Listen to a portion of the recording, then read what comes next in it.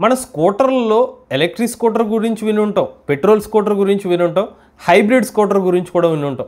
ఎప్పుడైనా range extended scooter గురించి వినున్నారా? Range extended vehicle అనే కాన్సెప్ట్ గురించి విన్నారా? ఈ కాన్సెప్ట్నే కొత్తగా మార్కెట్లో తీసుకొస్తున్నారన్నమాట. ఇందులో మనకి పెట్రోల్ ఇంజిన్ ఉంటుంది, కానీ వెహికల్ మాత్రం ఎలక్ట్రిక్ మోటార్ ద్వారానే పనిచేస్తుంది. వినడానికి కాస్త విడ్డూరంగా ఉన్నప్పటికీ ఈ టెక్నాలజీ అలాగే పనిచేస్తుంది. దీని గురించి పూర్తి సమాచారం చెప్తాను. అలానే సాధారణంగా మనకి పెట్రోల్ స్కూటర్లో మైలేజ్ ఎంత వస్తుంది? ఒక 50 నుంచి 55 కిలోమీటర్, బాగా ఎక్కువ అనుకుంటే. బట్ ఈ వెహికల్లో ఏకంగా 90 కిలోమీటర్ మైలేజ్ వస్తుందని చెప్తున్నారు. అంతేకాకుండా ఈ వెహికల్ ఎలక్ట్రిక్ మోటార్ సహాయంతోనే పనిచేస్తుంది అంటున్నారు. ఇన్ని కన్ఫ్యూషన్స్కి క్లారిటీగా ఈ వీడియోలో మీకు క్లియర్గా ఎక్స్ప్లెయిన్ చేస్తాను. ఈ వీడియోని ఎండ్ వరకు చూడండి. నమస్తే, నేను మీ కృష్ణ చైతన్య మండేలో.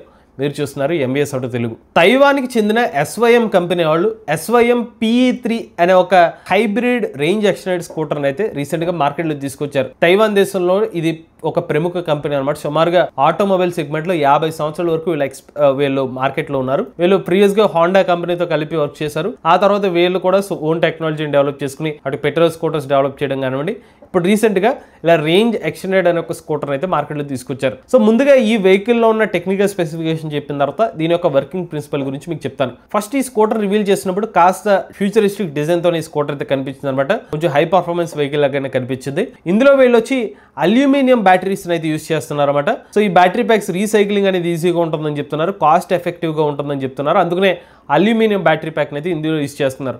ఈ బ్యాటరీ ప్యాక్తో కేవలం బ్యాటరీ ద్వారా వచ్చే రేంజ్ చూసుకున్నట్లయితే 35 కిలోమీటర్ వరకు రేంజ్ వస్తుందని చెప్తున్నారు. ఈ హైబ్రిడ్ స్కూటర్లో మనకి 4 కిలోవాట్ల పవర్ఫుల్ ఎలక్ట్రిక్ మోటార్ అయితే ఉపయోగిస్తున్నారు అనమాట. దీంతో మీకు టాప్ స్పీడ్ చూసుకున్నట్లయితే 70 కిలోమీటర్ల వరకు టాప్ స్పీడ్ అనేది ఇస్తున్నారు. అలానే కంపెనీ వాళ్ళు లిథియం బ్యాటరీ ప్యాక్ కాకుండా అల్యూమినియం అయాన్ బ్యాటరీని ఎందుకు ఉపయోగిస్తున్నారని చెప్తున్నారంటే, టెంపరేచర్, ఆపరేషనల్ టెంపరేచర్ అనేది లో గానీ హై గానీ కొంచెం ఎక్స్ట్రీమ్ టెంపరేచర్ వరకు ఇది బాగా పనిచేస్తుందని చెప్తున్నారు. ఎక్కువ లైఫ్ వస్తుందని చెప్తున్నారు. అలానే రీసైక్లింగ్ కూడా ఈజీగా ఉంటుందనే ఉద్దేశంతో ఈ బ్యాటరీ ప్యాక్ అయితే ఎంచుకున్నామని చెప్తున్నారు. ఇది వెహికల్ సంబంధించిన మేజర్ టెక్నికల్ డీటెయిల్స్. అలానే స్కూటర్ ముందు భాగంలో మనకి డిజిటల్ ఇన్స్ట్రుమెంట్ క్లస్టర్ అయితే ఉంటుంది. దీంట్లో మనకి మైలేజ్ ఎంత వస్తుంది, అలానే రేంజ్ ఎంత డీటెయిల్స్ వస్తుంది అనే సమాచారం కూడా ఇందులో కనిపిస్తుంది. ఇది బేసిక్ గా ఇందులో ఉన్న డీటెయిల్స్. ఇప్పుడు ఈ వెహికల్లో ఉన్న టెక్నాలజీ గురించి మాట్లాడుకుందాం. ఈ వెహికల్లో బ్యాటరీ ప్యాక్ ఆప్షన్ ఉంటుంది. సో మన బ్యాటరీ ప్యాక్ ఉంటుంది. రెండోది వచ్చి పెట్రోల్ ఇంజిన్ ఉంటుంది. కానీ ఈ వెహికల్ నడిచేది మాత్రం ఎలక్ట్రిక్ మోటార్ సహాయంతోనే. ఇదేంటిది?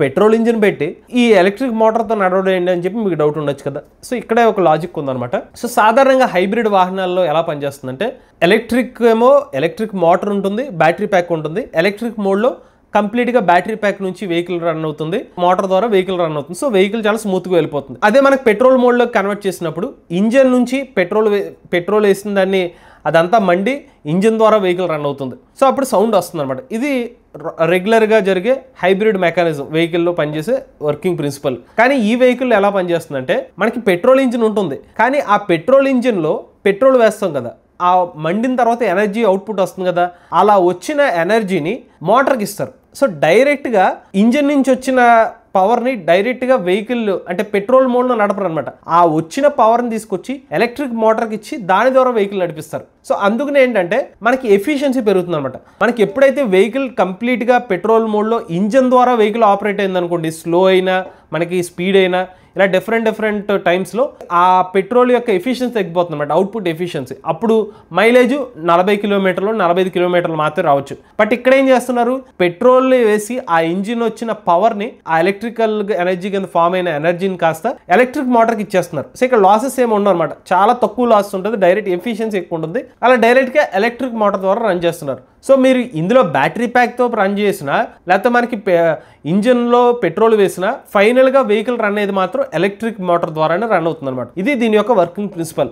అందులో దీన్ని రేంజ్ ఎక్స్టెండెడ్ హైబ్రిడ్ వెహికల్ అని చెప్తున్నారు. కంప్లీట్గా ఎలక్ట్రిక్ మోటార్ ద్వారానే ఈ వెహికల్ రన్ చేస్తారు అనమాట. ఇందులో 3 మోడ్స్ ఇస్తున్నారు. ఫస్ట్ ఇది కంప్లీట్ ఎలక్ట్రిక్ మోడ్ అనమాట. ఈ ఎలక్ట్రిక్ మోడ్లో ఏంటంటే మీకు ఇందాక చెప్పిన 35 కిలోమీటర్ రేంజ్ అనేది వస్తుంది. కంప్లీట్గా చాలా సైలెంట్గా అయితే వెహికల్ అయితే వెళ్తుంది అనమాట. సో 35 కిలోమీటర్ రేంజ్ వస్తుంది. సో సెకండ్ వచ్చి హైబ్రిడ్ మోడ్ ఉంటుంది. హైబ్రిడ్ మోడ్లో ఇంజిన్లోకి పెట్రోల్ కొట్టించుకుంటాం, ఆ పెట్రోల్ ఎనర్జీని మండించి ఫైనల్గా ఎలక్ట్రికల్ ఎనర్జీ అవుట్పుట్ వస్తుంది. ఆ ఎనర్జీని మోటార్కి పంపిస్తుంది. సో డైరెక్ట్గా పెట్రోల్ నుంచి కన్వర్ట్ అయిన ఆ ఎలక్ట్రికల్ ఎనర్జీ మోటార్ ద్వారా రన్ అయ్యి వెహికల్ రన్ అవుతుంది అనమాట. ఇలాగా 3 లీటర్ల ట్యాంక్ కెపాసిటీ ఉంటుంది. 270 కిలోమీటర్ల మైలేజ్ వస్తుందని చెప్తున్నారు ఈ సెకండ్ మోడ్లో. ఇక మూడోది వచ్చి రేంజ్ ఎక్స్టెండెడ్ మోడ్. సో ఈ రేంజ్ ఎక్స్టెండెడ్ మోడ్లో ఎలా పనిచేస్తుందంటే, ఒకటి మీకు ఇందాక చెప్పిన పెట్రోల్ ద్వారా వచ్చిన ఎనర్జీని ఎలక్ట్రిక్ మోటార్ ద్వారా రన్ చేస్తుంది. అట్ ది సేమ్ టైం కొంత ఎనర్జీని బ్యాటరీ ప్యాక్ని రీఛార్జ్ చేయడానికి కూడా ఉపయోగిస్తుంది అనమాట.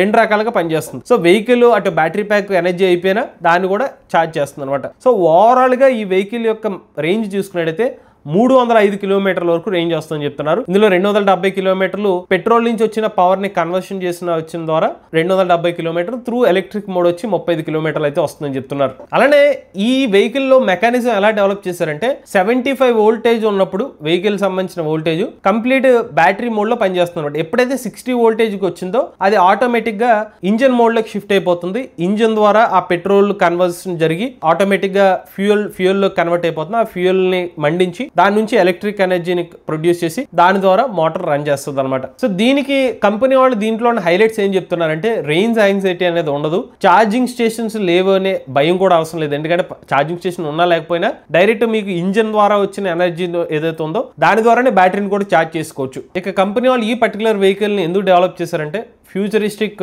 కాన్సెప్ట్ దీన్ని డెవలప్ చేసామని చెప్తున్నారు. ముఖ్యంగా యూత్ కి నచ్చే విధంగా సరికొత్త టెక్నాలజీని దీన్ని డెవలప్ చేయాలనే ఉద్దేశం తీసుకొచ్చామని చెప్తున్నారు. అందరికీ హెల్ప్ అయ్యే విధంగా ఈ టెక్నాలజీ అయితే ఉంటుందని చెప్తున్నారు. ఇక దీన్ని ఇనీషియల్ గా 2023 సంవత్సరం ఎకిమా మోటార్ షోలో అయితే రివీల్ చేశారు. రెండోసారి మళ్ళీ ఎకిమా 2024 సంవత్సరం ఎక్స్పోలో మరొకసారి రివీల్ చేశారు అనమాట. But as of now company వాళ్ళు ఈ పర్టికులర్ వెహికల్ యొక్క ప్రైస్ ని మాత్రం ఇంకా వెల్లడించలేదు. ప్రజెంట్ మనకి పెట్రోల్ స్కూటర్ ఏదైతే ఉందో ఇంచుమించుగా అదే ప్రైస్ లో అయితే ఈ వెహికల్ అయితే తీసుకొస్తామని చెప్తున్నారు అనమాట. ఎందుకంటే ఇందులో బ్యాటరీ ప్యాక్ కెపాసిటీ చాలా తక్కువ, ఎక్కువ కెపాసిటీ వచ్చి మనకి ఫ్యూయల్ ట్యాంక్ కెపాసిటీ ఉంది.